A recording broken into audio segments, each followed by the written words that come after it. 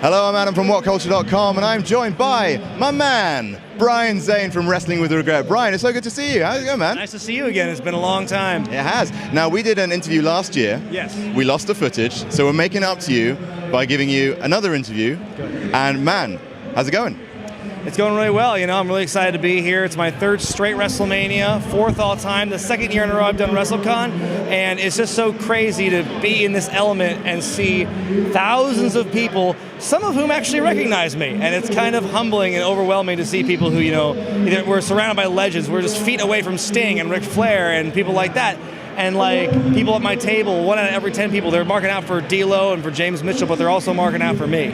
And it's just so insane because I'm just some guy in a funny suit on YouTube. I mean, it is a funny suit. Yes, it is. I mean, it's on theme for WrestleMania. Of course, we're in the Orange County state. Yes. Yeah. Good save. Yes, I got it. Yes. So of course, we want to know your predictions for the top 3 or 4 matches for WrestleMania. How about Universal, WWE, Roman Taker, and let's throw Cena and Maurice and Miz in there as well. Well, I think, it's one of the, there's a lot of matches out there this year which feel like very obvious conclusions. Like, it would be insane. I mean, it'd be awesome, but also totally out of left field if the Miz and Maurice actually beat John Cena and Nikki Bella on Sunday. I've bet on them. I think it's going to happen. I guarantee that Miz is going to win.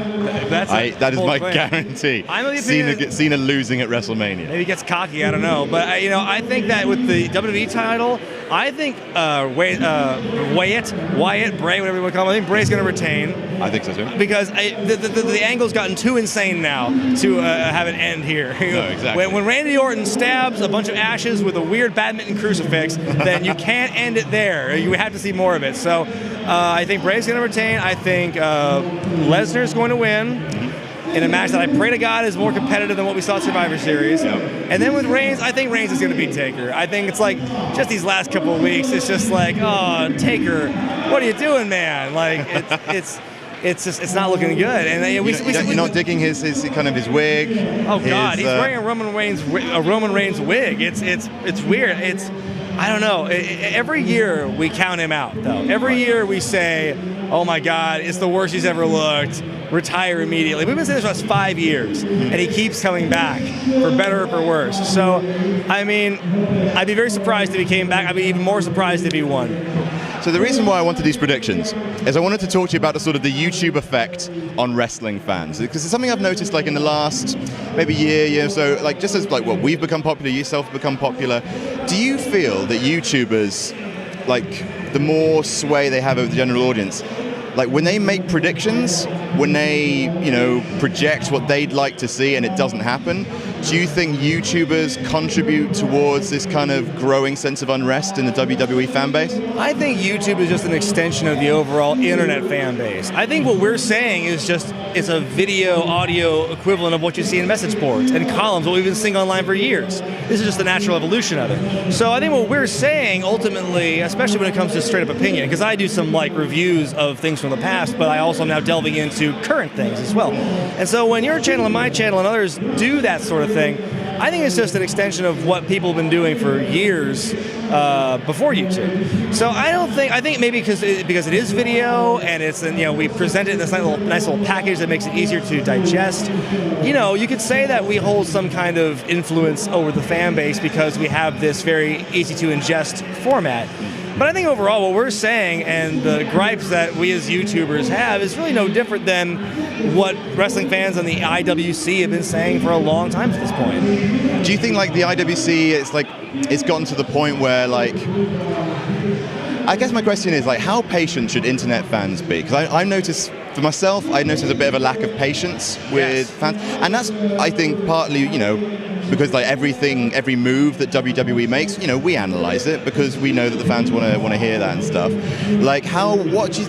What do you think is the right balance in reviewing what you see and also kind of holding off to see where the story goes? Do you think the internet has struck the right balance there? That's a tough call. I think it's just more an extension of maybe not just wrestling, but society. We live in a very instant gratification society where we want to know what's happening right now, and so Yeah, I mean, I feel, and I'm guilty of this too, where I'll see something that kind of irks me on Raw or SmackDown, and I'll go, this is bull, this is not worth my time. But, then I'll recant that when further down the line, something interesting happens. Like, I was totally disinterested in the Orton-Wyatt feud back in the fall, and then when Orton joined the Wyatts, like, okay, now you have my interest. Like, and that's me just being impatient. And I think in general, we are an impatient culture. We are an impatient fan base, especially with WWE, because we want it to do well. I think what it really boils down to, we want WWE to be good. We don't like talking crap about it all the time. It's great for our ratings and our views, but ultimately we like to see it do well because we like to watch good stuff. We don't want to feel like our time's been wasted. So I think it can be kind of a demanding thing, but at the same time, the fans are the pulse of WWE, I don't think we're ever going to get to a point where fans just react with dead silence when people they don't like are being introduced. We're never going to get dead silence from Roman Reigns, So, and fans, they can boycott shows, en masse.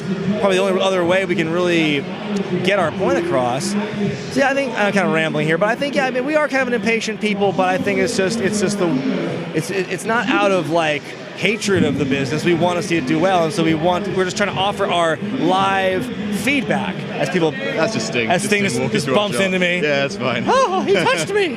But you know what I'm saying? It's like it's out of. We're just giving feedback. In a lot of cases, it's constructive criticism. I think I never try and just like bury and just talk trash. I always try and give constructive criticism.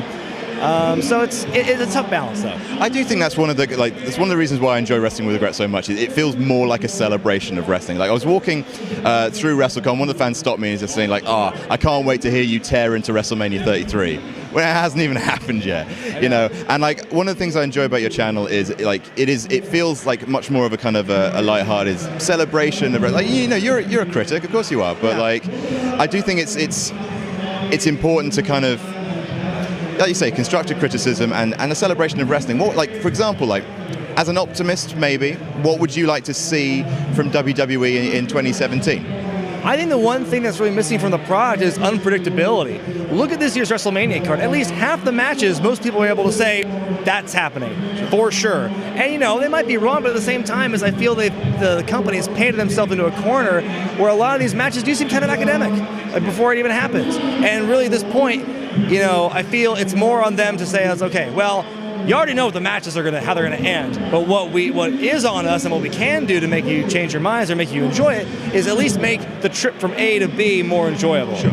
Can we make the match look good at least? Like, can the fans escape for 5 minutes? Then if they can do that, then that's a small win for them. Ultimately, I would like some unpredictability just in terms of storylines, character development, I think Vince Russo gets a lot of flack for what he did in WCW, but I mean, if you look at what he did in WWF, he did a lot of good stuff. If it weren't for Vince Russo, I've made fun of him on my show in the past, but if it weren't for Vince Russo, I would not be a wrestling fan today, because I fell in love with the WWF and wrestling in general, but also WWF from what he was doing as head writer. So he must have done something right. He had a lot of good ideas, and I think I like the idea of crisscrossing, intertwining storylines. Everything on WWE today feels so segregated, and I don't mean that racially. It's not a racial thing. I'm just talking about every division, like, the cruiserweights are separate from everything else. But not just the cruiserweights, the singles wrestlers, the tag team wrestlers. If a tag team wrestler is suspended or injured, that other guy doesn't do singles for a while unless you're Mojo Rawley for some reason. But if you're like one of the Usos and your other guy gets injured, you're not on TV doing your own thing. You're just gone. You're off television. I want to see wrestlers who are in tag teams, if that sort of thing happens, like integrate into the singles competition. I want to see tag teams and single wrestlers integrate. I want to see the women wrestlers, maybe not necessarily intergender stuff, but I want to see them involved in storylines with the men, They're all so just broken off in their own things. Everything feels like shows within a show, and none of them make sense. And that's the one thing. If we had some more integration and more unpredictability, I think it would make such a tremendous difference in the product. And finally, what's coming for Wrestling with Wregret in the year ahead? God, I just want to make sure people keep watching. I have a lot of stuff planned for the next few months. In April, we're going to be doing Animation Month, where I'll be reviewing all of the feature-length WWE cartoons with like Hanna-Barbera and Sony and stuff. Oh, are you doing the Jetsons? Yes. New Jetsons? I still have to watch that one. So We'll be doing the Flintstones one, the Scooby-Doo ones. Surf's Up 2 is on there, is on the dock. Yes, the much anticipated sequel to Surf's Up. Yeah, 7 years in the making. Yeah. My whole goal with my show has been to try and keep trying new things and keep trying to evolve. Like, if you told me 3 years ago I was going to do a cooking show on my channel, or if I was going to even do raw reviews, I would have laughed at you. But I'm always trying to do different things in different ways, like comparing the two shows and trying to pick a winner. And like, how much more evolution will we see in 2017? I don't know, because it always kind of comes to me at random at times. I want to do more music videos. I want to do stuff like that. And I want to do more collaborations. I'd like to do more live shows beyond Internet Darlings Live, happening this Saturday at 4 o'clock. But we'll see. It's all just kind of like in my head, and we'll see what happens. I can't make any guarantees or promises, but these are things I'd like to do in the future for Wrestling with Wregret. And like I said, I'll see you tomorrow. I'll be there at the Internet Darling show live at 4 p.m. at the Embassy Suites. Yes, on International Drive, just south of the big-ass Ferris wheel, the Eye of Orlando. Get your tickets at eventbrite.com. Also, tickets at the door if we still have some. They're going fast. It's ramping up as we get closer to the show, as people make their WrestleMania plans. So, and if you're watching this after the Internet Darlings happened, you'll be able to see the footage from that show on all of our channels, right? All 7 of the channels that are represented on stage will have choice pieces of the show broken up and put out there as a big old cross-promotion thing. So if you're a fan of any of those channels, Botchamania, JD from New York, Joe Cronin, What Culture, Wrestling with Regret, Going in Raw podcast, Grimm's Toy Show, you'll see something of that. And you might even become a fan of one of those other channels if you're not already. And how can people find you on Twitter, man? I'm on @ZManBrianZane, Facebook, Wrestling with Regret. Brilliant. And of course, I'm Adam from WhatCulture.com. Brian, thanks so much for talking to us. Thanks so much for having me. We'll see you soon.